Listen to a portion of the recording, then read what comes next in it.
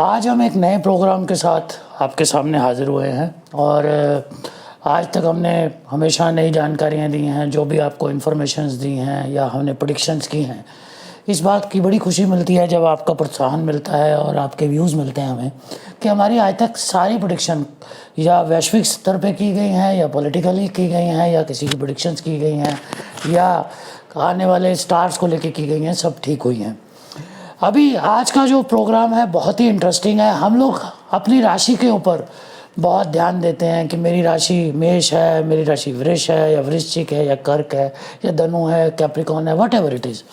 लेकिन अगर आपकी सबकी राशि का आज अगर प्रेडिक्शन ठीक है या आने वाले टाइम पे ठीक है, तो आज मेरी राशि भी वृश्चिक और इसकी राशि भी वृश्चिक या इसकी राशि भी धनु उसकी राशि भी धनु, तो इसका दिन ठीक और उसका दिन खराब क्यों होता है। देखिए, लाइफ को जितना भी शॉर्ट करने की कोशिश की गई है या किसी चीज़ को भी आप शॉर्टर करने के लिए आते हैं तो उसके इफेक्ट्स हमेशा होते हैं। और इसी तरह ज्योतिष के साथ भी हुआ है। ज्योतिष 27 नक्षत्रों से सिमटता हुआ गोल से एक स्क्वायर के अंदर आया, स्क्वायर से फिर राशियों के अंदर आया। और राशि जो होती है वो एक्चुअली राशि का मतलब क्या है, ये आज तक मेरे को नहीं लगता है किसी भी प्रोग्राम में आपको समझाने की कोशिश की गई है। आपके नक्षत्र से ही मैच अगर किया जाए, जिस नक्षत्र में आपके चंद्रमा थे आपके जन्म के टाइम पे, जिसको हम लगन चार्ट बोलते हैं होरोस्कोप के अंदर, चंद्र राशि जिस हिसाब से हम बोलते हैं, उस लगन के हिसाब से अगर आप दिन के अंदर चेक करेंगे कि चंद्रमा कौन से नक्षत्र में है, तो आपको उसका भला या बुरा रिजल्ट मिलने के बारे में पता लगाया जा सकता है या उसकी प्रेडिक्शन की जा सकती है। वही आपका एक्चुअली सही प्रेडिक्शन हो सकता है। राशि पे बिलीव करने से आप हमेशा किसी भ्रम में ही रहते हैं और ये राशि का भ्रम जो है ये बहुत ही ख़राब है।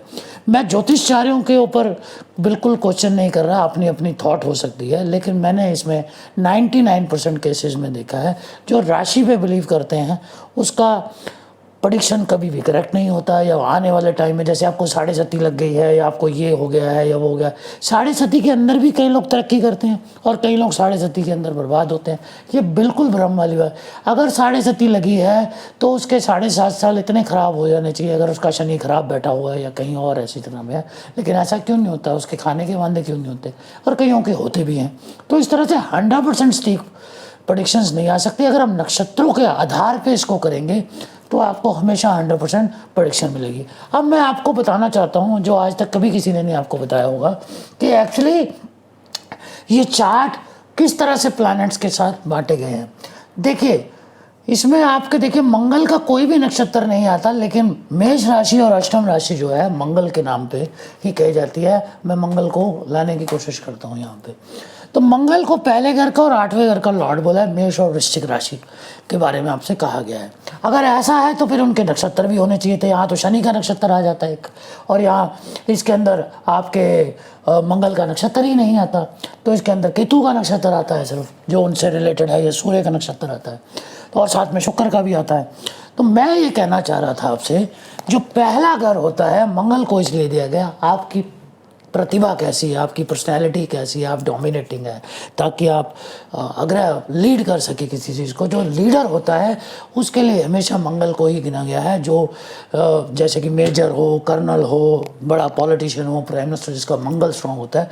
तो पहला घर अलॉट किया गया मंगल को। ये जैसे हम ऑनरेबल रोड्स होती हैं, ये अकबर रोड है, या ये राजीव गांधी रोड है, ये नरेंद्र मोदी रोड है, इस तरह से जिस तरह हम ऑनर करते हैं, इसी तरह से घरों को भी ऑनर किया गया है। तो पहला घर जो है मंगल, क्योंकि वो डोमिनेट करते हैं इसलिए उनको। दूसरा घर आपके पार्टनर का होता है, और पार्टनर का मतलब पत्नी भी हो सकता है, आपकी जायदाद का होता है, आपके सुख सुविधा का भी होता है, लग्जरीज का भी होता है, इसलिए शुक्र को अलॉट किया गया है। अब साथ के साथ दूसरा घर जो सप्तम का होता है वो भी पत्नी का होता है, तो वो शुक्र से रिलेटेड है, आपकी शादी से रिलेटेड है, तो वो भी शुक्र को ही अलॉट किया गया है। अब आपको मेरी बात का काफ़ी चीज़ों के बारे में आपको समझ आने शुरू हुई होगी। तो ये शुक्र को क्यों अलॉट किया गया। अब मंगल को अष्टम घर क्यों दिया गया। अष्टम घर हमेशा मौत का कारक भी होता है, एक्सीडेंट का कारक भी होता है, नुकसान। तो मंगल मार्केश भी गिने गए हैं। मंगल को मार्केश गिना गया है और मंगल को इसीलिए डोमिनेशन का भी दिया गया और मार्केश एक्सीडेंट वॉर ये सारी चीज़ों का भी दिया गया, तो इसलिए उसको अष्टम घर भी दिया गया। तो यही मैं आपको समझाने की कोशिश कर रहा था। अब आ जाते बुध पे। अब मैं बुध को तीसरा घर दिया गया और छठवां घर दिया गया। ये बुद्धि का भी कारक है, रिश्तेदारी का भी कारक है, आपके बिजनेस का भी कारक है, इनकम का भी कारक है, साथ में नुकसान का भी कारक है और आने वाले। तो बुध को बिकॉज जुपिटर के दुश्मन है तो इसलिए तीसरा और छठवां घर प्रदान किया गया है। अब आते हैं, जिसीलिए मैं इसलिए क्यों आपको बता रहा हूँ, क्योंकि इन 12 ग्रहों के अंदर सिर्फ अज्यूम किया गया है कि राहु और केतु का भी कोई घर है। जैसे कि उसको कोई वृषभ राशि में कोई बोल देते हैं उच्च के हैं, या कोई बोलता है कन्या राशि में उच्च के हैं, कोई बोलता है धनु राशि में उच्च के हैं। राहु केतु की बात कर रहा हूँ मैं आपसे, लेकिन ऐसा नहीं है। उनके अपने नक्षत्र हैं, उनका अपना एक जोन है गैलेक्सी के अंदर। अगर उनका अपना एक नक्षत्र है, उनके अपने जोन है, तो फिर उनके बारे में एक राशि परमानेंट होनी चाहिए थी, जो आज तक कोई भी ज्योतिषाचार्य प्रोवाइड नहीं कर पाया। सिर्फ एज्यूम करते हैं कि इस राशि में उच्च के बिकॉज ऑफ द डिग्रीज।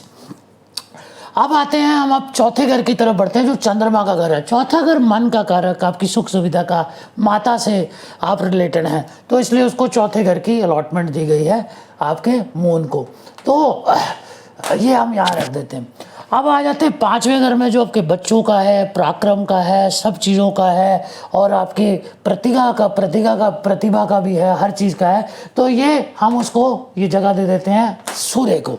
तो सूर्य को और चंद्रमा को एक एक घर ही दिया गया। बड़े ध्यान से सुनने वाली बात है। बाकी लोगों को, बाकी ग्रहों को या बाकी प्लैनेट्स को दो दो घर दिए गए ताकि 12 में हम लोग डिस्ट्रीब्यूट कर सके, except the Rahu and Ketu, जिनका भी घर बनता है, जिसको आज तक फिर मैं कह रहा हूँ सिर्फ अज्यूम किया गया है। अब आते हैं हम अपने जुपिटर की तरफ। जुपिटर आपके देखिए, आपके किस्मत का घर उनको दिया गया है और आपके मोक्षा का घर, आपके खर्चों का घर, आपके दान पुण्य का घर, ये दो घर इनको दिए गए हैं। और जुपिटर ही इस तरह के ग्रह हैं जो इस तरह के कारक के ऊपर बनते हैं। अब आ जाते हैं आपके कर्म के ऊपर और आपके इनकम के ऊपर। जब आपके कर्म अच्छे होंगे, जिसके बारे हम बोलते हैं कि आपके कर्मों का जो पूरा आपको उसके जो विश्लेषण होता है या उसके बाद आपको उसके पुण्य या पाप के रिजल्ट्स मिलते हैं, वो शनि देते हैं। और साथ ही साथ शनि आपके कर्मों से आधारित के हिसाब से आपके पास्ट कर्मास को और आने वाले कर्मास को एनालिसिस करते हैं। इसलिए इनको दो घर दिए गए, आपके कर्म का घर और आपके 11वां घर जो कि आपकी इनकम का है। इसलिए शनि को यहाँ पर पोजीशन दी गई है। तो मेरे ख्याल से राहु केतु यहीं पर यहीं रह गए, बिकॉज क्योंकि उनकी कोई जगह ही नहीं है चार्ट में। इसलिए राशि के बारे में अगर आप सोचेंगे, राशि के ऊपर भ्रम रखेंगे, आज मेरी राशि अच्छी है या आज मेरी राशि बुरी है, तो आपको कभी भी 100% राइट प्रेडिक्शंस नहीं मिलने वाली। और ये जो अलॉटमेंट ऑफ हाउसेस है ये एक ऑनरेबल है, ऑनरेबल इन द सेंसेस कि उनको वो वाले घर अलॉट किए गए हैं, या किन घरों में उनके मित्र भी हैं या नहीं भी हैं। तो इसलिए कहीं आप ग्रह देखेंगे ऐसे घरों में उच्च के हैं जहाँ पर एक्चुअली वो उनका मित्र प्लैनेट ही नहीं है, या ऐसी जगह पे नीच के हैं जहाँ उनके मित्र प्लैनेट बैठे का घर है। तो मेरी राय से अगर अब जिस जगह से इसकी उत्पत्ति हुई है ज्योतिष की, जहाँ से वैदिक तौर पे इसको चलाया गया, जिस तरह से रेमेडीज डिज़ाइन की गई हैं, जो प्रेयर्स डिज़ाइन की गई हैं, वो नक्षत्रों के आधार पे की गई हैं। प्लैनेट्स जो हैं सबसे 3rd नंबर पर मैं उनको गिनता हूँ। नक्षत्र के जो प्लैनेट्स हैं जो जिसको वो होल्ड करते हैं उसको मैं दूसरे नंबर पे गिनता हूँ। और उनके जो लॉर्ड्स हैं, जो उनके देवता हैं, जो उनके एक्चुअली क्रिएटर्स हैं, उनको मैं फर्स्ट लेवल पे गिनता हूँ, जिनके बारे में शायद हम कई प्रोग्राम दे भी चुके हैं, आप हमारे प्रोग्राम्स देख सकते हैं। तो इस तरह की कई जानकारियों के साथ हम आपके आगे पेश होते रहेंगे। तो आज का प्रोग्राम इसी बात पे था कि राशि के भ्रम में मत रहिए, अपने नक्षत्र के आधार पे चलिए, तो आपको 100% गाइडेंस मिलेगी आगे कैसे बढ़ना है लाइफ में, अपनी प्रॉब्लमों से बाहर कैसे आना है। हम ऐसी जानकारियाँ फिर से लाते रहेंगे। Welcome in the from the heart astrology. नमस्कार, keep watching this, God bless you.